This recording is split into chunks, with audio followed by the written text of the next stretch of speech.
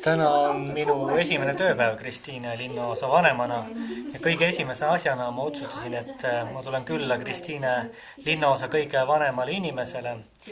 Ta on 103-aastane, et kuulda tema mõtteid, mida ta arvab linnaosa elust, sellest, mis on siin tehtud, mis on toimunud, aga kindlasti ka sellest, milline võiks olla linnaosa areng tulevikus. See on mulle väga tähtis ja ma hindan väga kõrgelt linnaosa elanike arvamust. Ma loodan, et meil on nii asjalikke kohtumisi nagu täna veel tulemas palju ja me saame hoida kontakti, et üheskoos planeerida linnaosa tegevusi.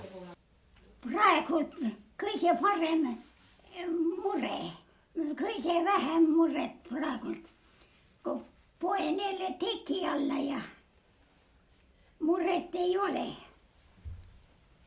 Aga nooruses, mis teile kõige rohkem silma särama lõi? Mina olen olnud eluaja loomakasvataja.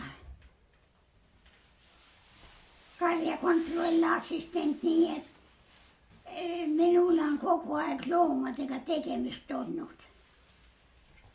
Praegu teil ühtegi looma ei ole? Ei ole.